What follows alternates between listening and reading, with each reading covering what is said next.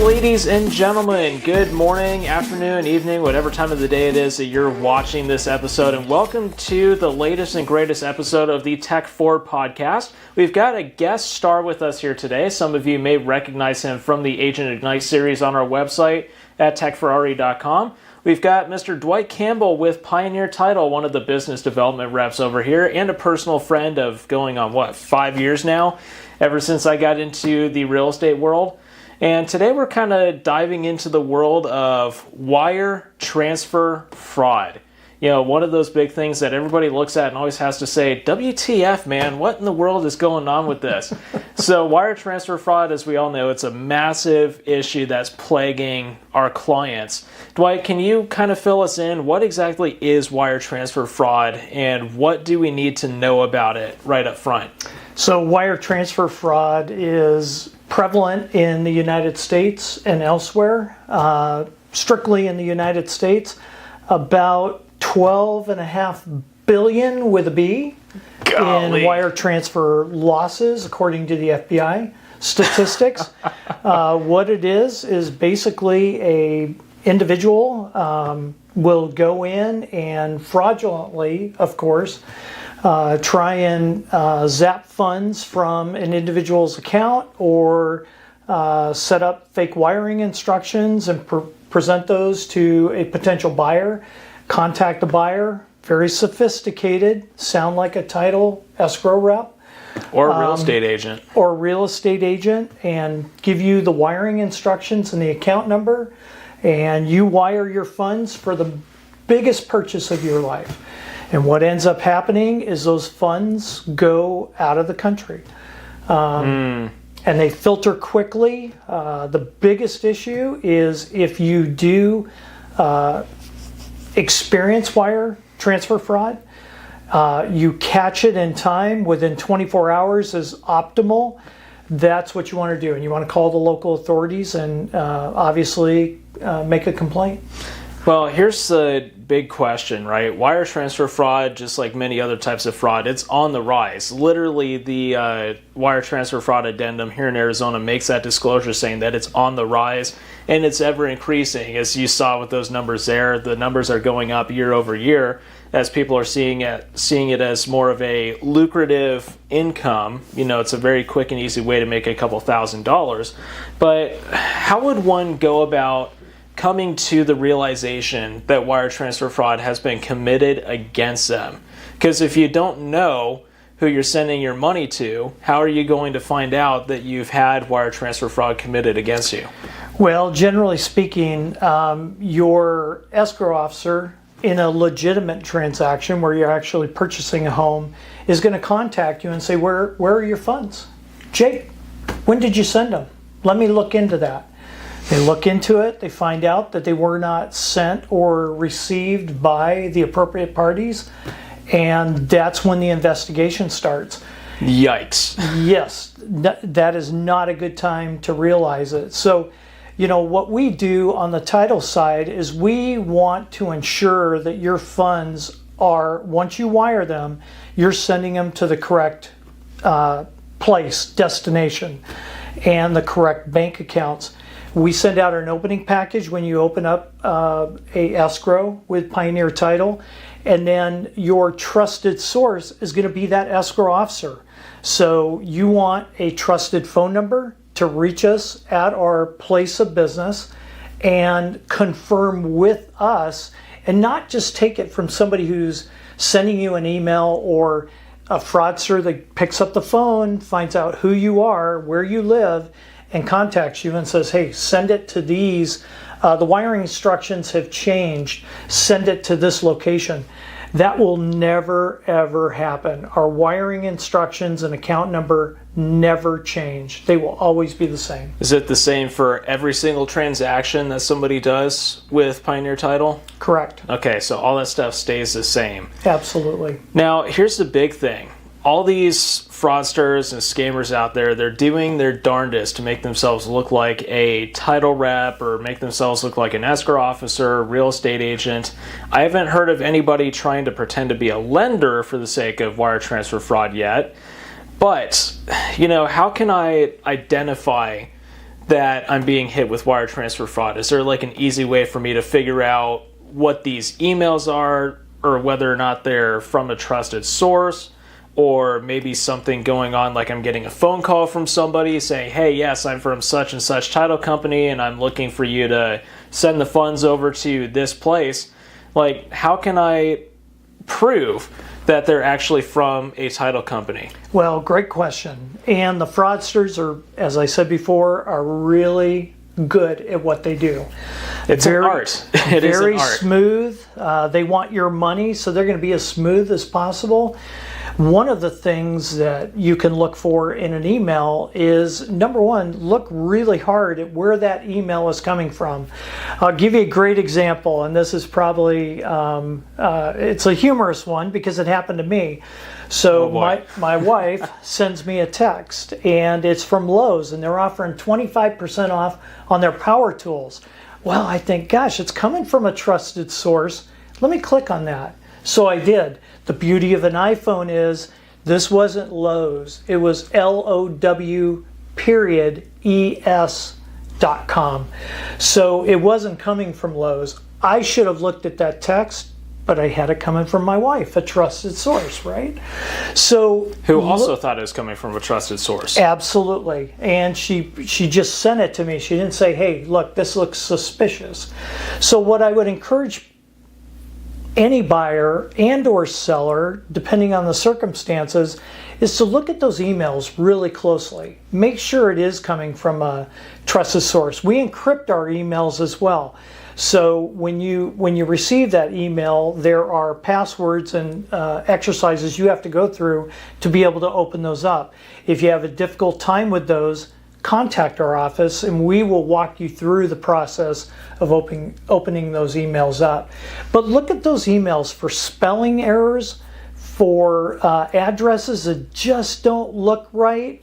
Kathy with a IE versus a Y, or a Kathy, CATHY, period, and last name. Those are dead giveaways to what you're reading may not be true, may not be accurate. And if you suspect that there's wire transfer fraud or you're getting an email from an untrusted source, pick up the phone, call our office, and talk to somebody. We will walk you through it. We will make sure that the funds you're sending for that purchase are that they're going to escrow and they're not going to an untrusted source. So should I be calling the phone number that's at the bottom of the fake email that I've got, or should I be going directly to the title company's website to find that phone number? You know what? Great comment. www.pioneertitleagency.com.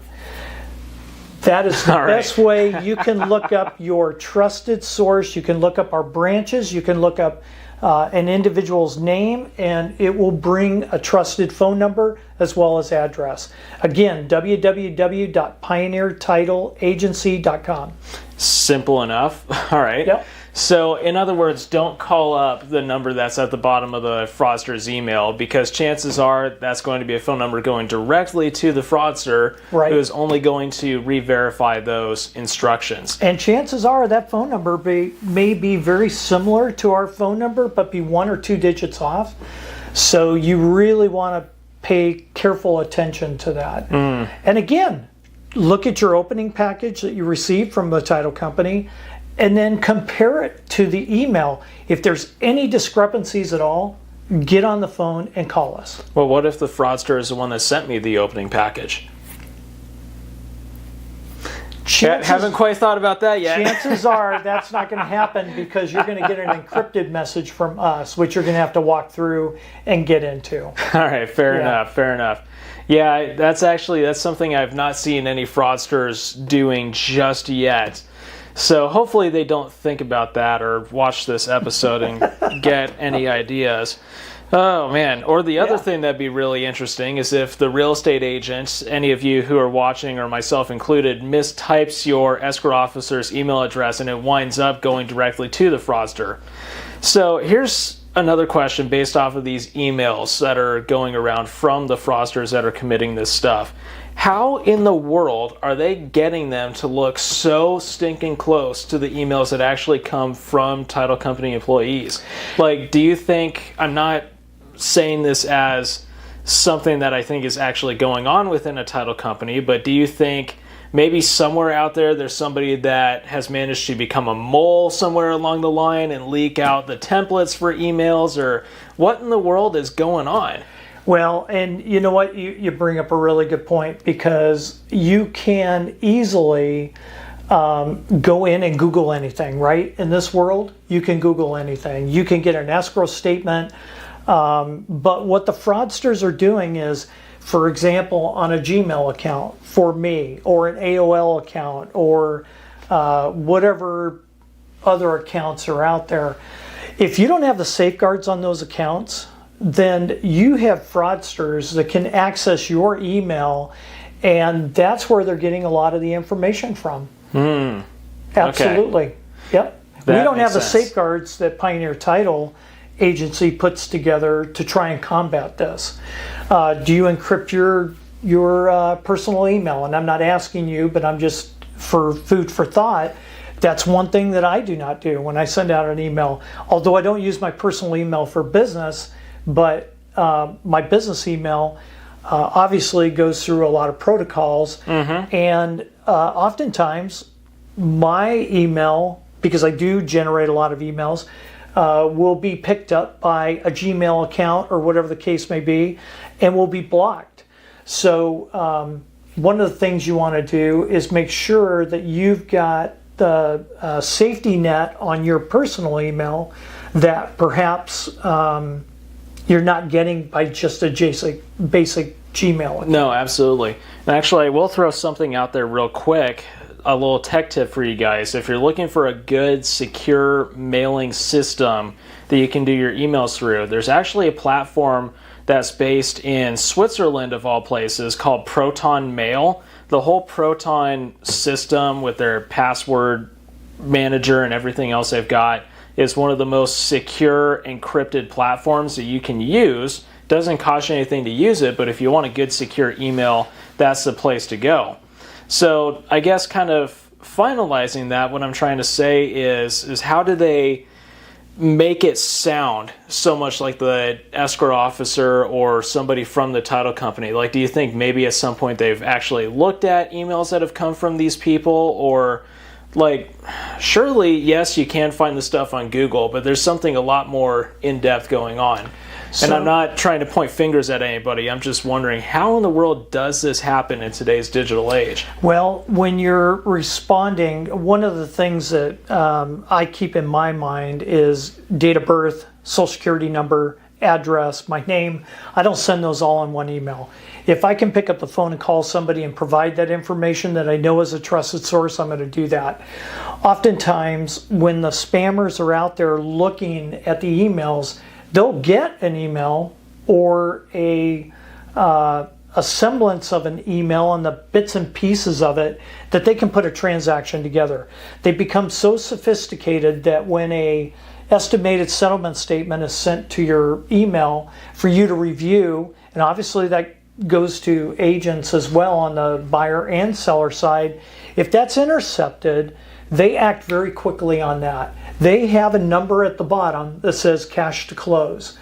And that's where they will look at that particular document, and then they'll send their fraudulent email out already. They've already put this email together. They're already anticipating your closing date. So they're watching 3 to 4 days before, sometimes 2 days before.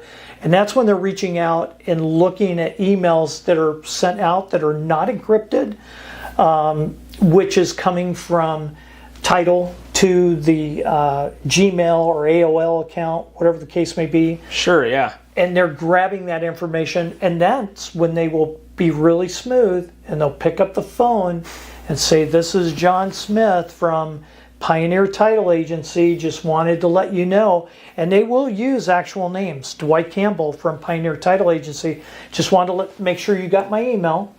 And by the way, the wiring instructions are there. They don't give any indication that the wiring instructions have changed, but they will pretend they're me, and they do a very good job of that. And if somebody has no idea what you sound like, it's all that much easier. Somebody could call up somebody else with a female's voice and say, "Hi, yes, this is Dwight Campbell with Pioneer Title Agency," and that may fly if somebody has no idea what you sound like. That may fly. Yes, which I don't know. If you think Dwight sounds like a female, you might want to adjust your microphone, or not your microphone, your speakers, so you guys are hearing this clearly. That's right. But anyways, kind of going off of that, I was just kind of curious. Now, what do we need to do? I understand like contacting the title company, like if we have an issue with wire transfer fraud, but what authorities are we supposed to go to whenever we have wire transfer fraud that's in the act of being committed? So I would always recommend you go to your local authority first. If your local authority recommends you go to the FBI, and even if they don't, I would go to the FBI and make a complaint as well. Most of the wire transfer fraud complaints go to the FBI. So the local authorities, the Phoenix Police Department, Sheriff's Department, whoever you contact who's facilitating law enforcement in your area, it will elevate to the FBI and they'll get you involved very quickly. And again, speed is the utmost importance. 24 hours, you have a very good success rate of being able to get that wire back if that's what you've done, or most of it. Yeah, because that's the name of the game for these people, is they're trying to get this cash and they're trying to get it offshore as quickly as possible, because once that money is out of the United States, it's gone. There's virtually nothing that the government can do to get that money back, and it's probably going to somebody's Swiss bank account or something like that, somewhere where the money can't be questioned or really even touched. So you've really got to keep a good eye on that. I was also going to ask you, have you ever had like any experiences or any stories that you can share from wire transfer fraud being committed? Not necessarily something happening to you, but do you have any stories of wire transfer fraud? On the wire transfer fraud side of the business, deed fraud, I have many stories. On the wire transfer fraud, I'm a little bit removed on the wire transfer fraud. What I can share with you is that we do send out information in our opening packages for wire transfer fraud. We are always looking for the fraudsters as well.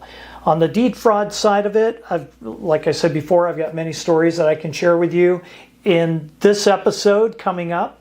But on the wire transfer fraud, not so many. I'm kind of removed from that as a business development rep. Okay. So last question I've got for you, kind of surrounding wire transfer fraud in particular, is what does it look like from the title company side? Like, what is your response? If I tell you I think there's wire transfer fraud being committed, what are the steps that the title company is going to take to try and protect my client?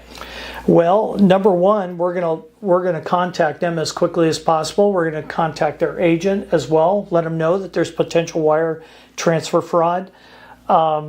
Again, we didn't send the money, so we can't initiate a complaint, but we can certainly work with the customer and try and determine what has transpired, and obviously check with our wire department to make sure that it did not come to us and it went to another party, and confirm that with them.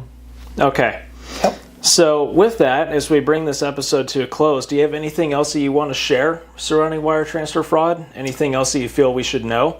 Beware, be skeptical, and make that phone call to the office that you feel comfortable with. Go to our website, www.pioneertitleagency.com, and make sure that you're not utilizing a suspected individual's account email and trusting that what they're sending to you is accurate. Always verify by calling our office. We will answer the phone. You will not go to voicemail. and we will verify wiring instructions and the account over the phone before you wire those funds. So make sure that you call our office first, and we'll take care of it. Amazing. Yep. All right. With that being said, ladies and gentlemen, thank you for joining us for this episode of the Tech 4 podcast, and we'll see you in another one very soon. Thanks, Dwight. Thanks, Jake.